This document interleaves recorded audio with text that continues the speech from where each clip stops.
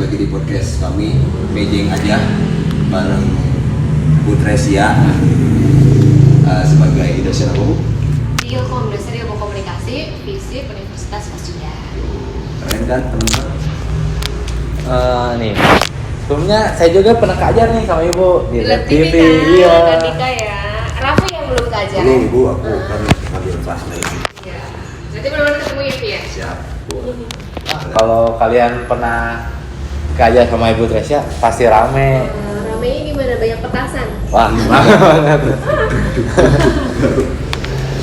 Oke. Apalagi kan, cantik gini. Aduh, masa ganteng kan? Kalau ganteng Andi sama Raffi. Ada dari malu ini. Ya Bu, jadi gini, kan Ibu tuh setahu aku ya public speaker ya. Public speaker atau speaker Bu? Kalau speaker itu yang suka ada di tembok, itu speaker. Ya, siap. Public speaker, terus entrepreneur, dosen juga, terus Jurnalis jurnalis jangan juga lupa. iya. Jadi Bu tuh pengen dipanggil sebagai apa Bu? Sebagai Ibu Tresia yang mencakup semuanya gitu. Teman-teman.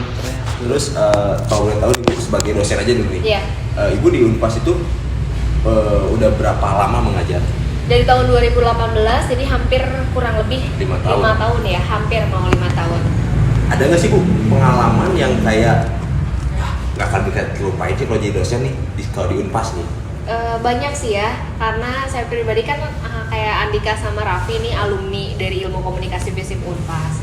Ya nggak terlupain adalah ketika yang tadinya misalnya contoh Pak Kisti, Bu Yulia, Bu Yanti, itu tadinya dosen, diajarin sama beliau-beliau. Nah kalau sekarang itu jadi partner gitu, itu yang nggak akan pernah terlupain. Kalau yang dulu tuh saya tuh manggil ya sekarang ya ibu, bapak gitu loh. Kalau dulu tuh segan banget sama mereka. Ya sekarang tuh gimana caranya harus adaptasi, menyesuaikan diri, bukan lagi sebagai mahasiswa yang mengerjakan tugasnya, tetapi diskusi harus bisa itu menyesuaikan sebagai partner mereka yang saling membantu begitu. Jadi udah Itu jadi brosis banget ya Bu?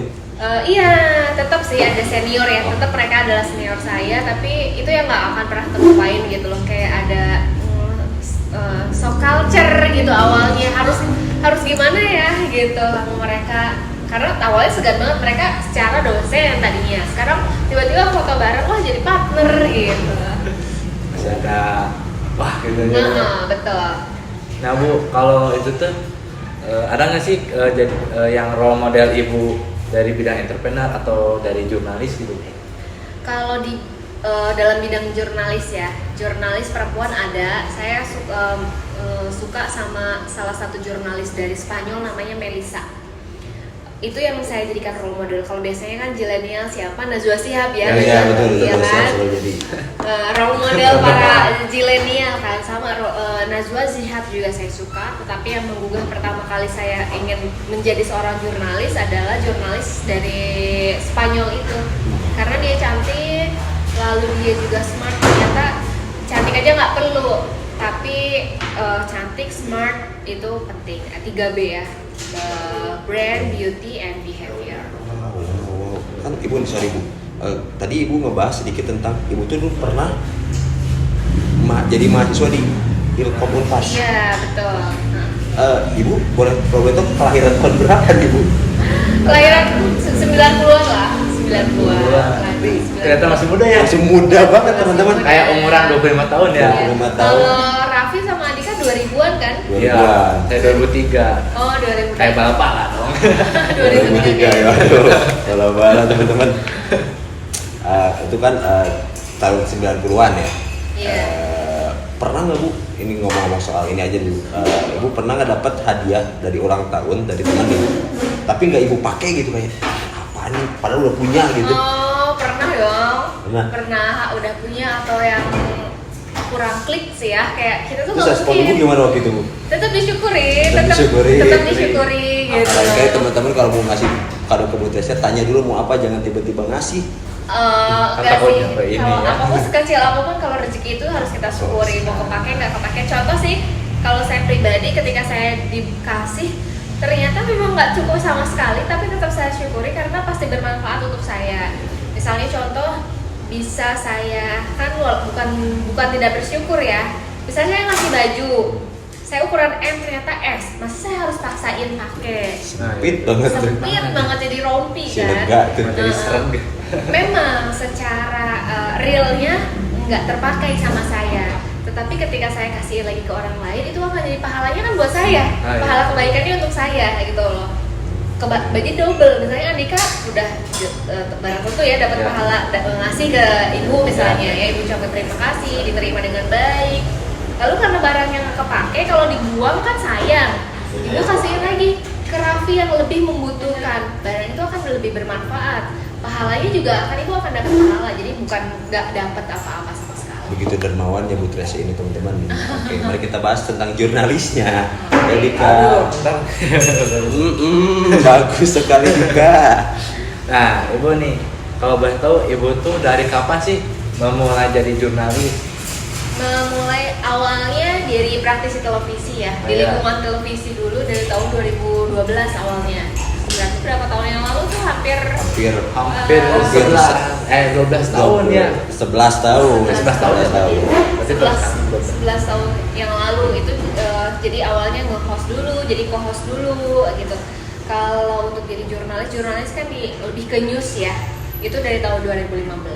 Jadi dari 2012 sampai 15 mulai terjun tuh ke dunia TV. Dari 2015 hingga saat ini di lingkungan media. Ada nggak sih Bu tantangan tersendiri sebagai seorang jurnalis yang dimana harus berpikir kritis? Ada sekali, dimana nggak hanya kritis. Kalau kritis mahasiswa juga harus kritis ya, apalagi jurnalis bisa kita katakan. Tantangannya kita salah satu tantangan kalau kita berbicara sedikit sekarang memasuki musim pemilu ya. Jurnalis pertama harus netral. Kayak contoh di tahun 2018 saya dilamar ceritanya, bukan sama laki-laki dilamarnya. Dilamarnya sama salah satu partai politik gitu untuk menjadi salah satu bacalek, bakal calon legislatif. Tapi karena saya seorang jurnalis yang dituntut kode etik jurnalistik harus netral, ya saya nggak bisa memilih menjadi seorang jurnalis, menjadi seorang legislatif. Itu salah satunya. Tantangan yang lainnya waktu juga, hingga saat ini pun pasti kalau tantangan apa, jawabannya adalah waktu. Membagi waktu tuh sulit banget. Kayak membagi waktu, kalau dulu kan saya menjadi seorang reporter tuh kayak Raffi dan Andika. Ketika duduk di bangku kuliah udah jadi reporter tuh. Wow. Gitu. Udah dari lama banget ya. 2015 saya belum lulus waktu itu, masih kuliah karena lulus 2016. 2015 jadi kuliah, liputan gitu, membagi waktu. Setelah lulus S1 lanjut S2 tetap membagi waktu, hingga sekarang pasti waktu sih yang paling gak pernah putus permasalahannya gitu. Sangat-sangat bagus ya berarti ya. Ya. Harus ditonton teman-teman. Dan ngomong-ngomong nih Bu, kalau soal jurnalis itu setiap tugasnya kan ada apa aja nih Bu? Tugas jurnalis. Ya. Tugas jurnalis itu kalau orang berpikir hanya menyampaikan berita, kadang membacakan berita gitu. Tapi tugasnya tuh lebih kedal kayak gunung es gitu loh. Kelihatannya sedikit tapi mendalam banget. Salah satunya gini, dari mulai mencari beritanya, lalu mengolah itu kan diedit dulu. Itu sama kayak teman-teman sekarang. Lalu menyampaikannya. Kayak teman-teman kan sekarang cari datanya dulu, Bu Tresia siapa, mencari informasinya. Lalu diolah dulu, nanti kan diedit sama editor. Setelah diedit sama editor, diupload kan di YouTube. Sama tugas jurnalis juga kayak gitu. Berarti ya. Terus Bu, kalau ada tips and triknya nih biar menjadi jurnalis tuh gimana yang baik? Tips and trick menjadi seorang jurnalis itu pertama kita harus suka dulu. Ya. Karena kalau nggak suka, teman-teman akan pasti banyak keluhan. Betul. Keluhannya, aduh kok kerjanya nggak tahu waktu. Misalnya jam 10 malam, kalau karyawan swasta udah pulang kan jam 10 malam, misalnya udah maghrib, udah ada jamnya. Tapi kalau jadi reporter jam 10 malam ada kebakaran, kita harus meliput ke lapangan, kita harus turun. Ya kan? Kalau nggak suka, pasti banyak mengeluh. Liputan macet di bawah terik matahari, lalu kalau liputan arus mudik, teman-teman yang lain misalnya mudik ke Sumedang ya, Raya Idul Fitri nggak kumpul bareng keluarga. Karena apa? Harus liputan arus mudik, arus balik. Kalau nggak senang pasti semua mengeluh. Belum lagi kalau misalnya terpaksa money oriented, loh aku nggak lemburnya, gajinya sedikit, nggak sesuai, itu pasti tersiksa banget. Jadi tipsnya kita harus sukai, kita harus cintai dulu. Kalau kita tuh klik nggak sih di dunia itu? Tapi kalau kita udah suka, secapek apapun, kita tuh akan mensyukuri.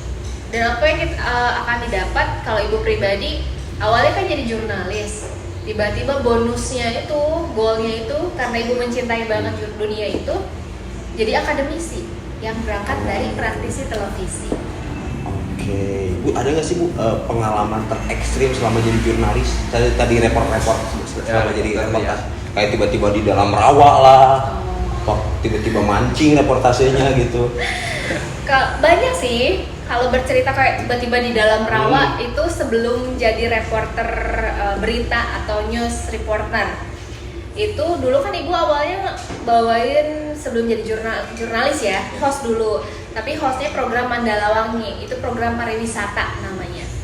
Yang paling ekstrim itu jadi naik Gunung Parang, tahu nggak yang di Purwakarta? Gunung Batu. Iya. Padahal nggak ada basic sama sekali. Naik gunung. Naik gunung, bukan naik panjat tebing, bukan naik gunung. Panjat lagi. tebing. Sakit nih tangan. Panjat tebing kan. Bisa. Halo Bapak, bagaimana tanggapan Bapak? Betul, itu salah satunya. Tapi seru karena seru banget kayak gitu. Itu salah satunya. Kalau di liputan terus ke sungai segala macam itu pernah lah ya dialamin. Pasti. Terus kalau menjadi jurnalis ketika laporan lapangan atau liputan lapangan, itu teman-teman masih ingat nggak tahun 2012? Habib Rizik Syihab peserta aksi 212 Real 2022. Madrid. Iya kan 212 kan. 212. Nah, itu ketika ibu ngeliput di lapangan, rusuh peserta aksinya. Jadi kena gas air mata, kepencar sama kameramen, walaupun saya adalah seorang reporter harus nyelamatin kamera karena kamera tuh udah benar-benar semua jiwa kita ada di dalam, hasil kerja kita ada di dalam kamera itu gitu. Keren. Teman-teman keren. Jangan lupa ya. Nih Bu, kalau di era sekarang tuh dibutuhkan nggak sih Bu jadi jurnalis tuh kan soalnya Banyak juga berita informasi dari kan, warganet yang tiba-tiba kasus A diupload sama ini, kasus B diupload sama ini. Sangat amat dibutuhkan. Jadi keberadaan jurnalis itu nggak bisa digantiin dengan AI atau artificial intelligence sekalipun. Yang sekarang orang zilenial udah mulai takut nih dengan adanya AI atau AI atau artificial intelligence, karena jurnalis tidak akan pernah bisa digantikan dengan kecerdasan buatan. Contoh, kenapa banyak bertebaran hoax? Karena tidak ada peran jurnalis di dalamnya. Contoh misalnya Andika dapat berita tentang apa, langsung disebarkan, itu bisa jadi hoax karena nggak valid, belum tidak tentu. ada data yang pasti ya. Makanya hati-hati kalau di WA group, memang sebelum ditayang di TV One, di iNews, kita dapat informasi duluan dari WA group. Tapi datanya belum tentu, karena mereka hanya menyampaikan aja, dilihat, sampaikan. Tapi kalau jurnalis dapat data, diolah dulu, divalidasi dulu, bener nggak sih yang kecelakaan yang meninggalnya berapa orang, bener nggak sih penyebabnya adalah apa, diolah dulu, setelah valid baru ditayangkan. Makanya ada istilah sekarang itu kalau laporan dari netizen itu lebih cepat, tapi belum tentu lebih valid. Jadi jangan mudah percaya dengan kecepatan. Jurnalis itu memang dituntut harus akurat, harus cepat, iya. Tapi kalau netizen kan yang penting cepet deh, gitu. Penting ada nih gitu Betul. beritanya. Nah Bu, kalau dari masalah mimpi apa sih yang belum kesampaian? Terbesar Ibu sebut. Kalau udah jurnalis mungkin udah kesampaian, entrepreneur udah kesampaian, dosen juga udah kesampaian. Gak ada mimpi terbesar Ibu. Mimpi terbesar kali ya, kayaknya mimpi terbesar bagi seorang akademisi adalah menjadi seorang profesor. Yang Ini suka kayaknya belajar ya teman-teman. yang kayaknya seperti seolah melihat puncak gunung gitu loh, yang walaupun jauh, walaupun entah kita sampai apa enggak, tapi mimpi terbesar menjadi seorang guru besar atau profesor. Wow. Gitu. Makanya kan sekarang lagi dosen kan dituntut untuk harus S3 begitu. Nih kalau misalnya ada yang ngepoin, bisa ngepoin kemana gitu? Ngepoin Kegiatan ibu nih. Oke, kegiatan saya punya yang namanya etalase, bisa dikatakan etalase di media, di Instagram, TikTok, cuma punya Instagram sama TikTok, sama YouTube. Jadi teman-teman boleh kepoin kalau aktivitas sehari-hari di Instagram @tresia_satria. Kalau di YouTube channelnya ada, cari aja Tresia Wulandari. Di TikTok juga ada sih, Tresia, cari aja. Sudah tersebar luas ini nama Tresia ini, keren. Nanti Jangan lupa di follow ya. Andi udah follow belum? Raffi udah Pasti. follow. Di sini follow, di sini follow. Abis ini follow ya, Siap. benar. yang nonton juga jangan lupa follow ya Bu ya. Nanti sematin. Nah Bu, kalau Ibu tuh dikasih ini cuma satu pilihan, jadi jurnalis kah atau jadi public speaking atau speaker ya, sama entrepreneur, maunya apa ini Bu? Jurnalis, public speaker, Entrepreneur atau dosen ibu Ya, pilih oke, paling dosen apa? cuma pilihan cuma satu nih. satu dosen. Jadi dosen. Karena apa? Dosen itu kan bisa menjadi semuanya. Iya. Ketika ibu jadi akademisi, ibu merasa ini adalah goal terakhir dalam hidup atau karir.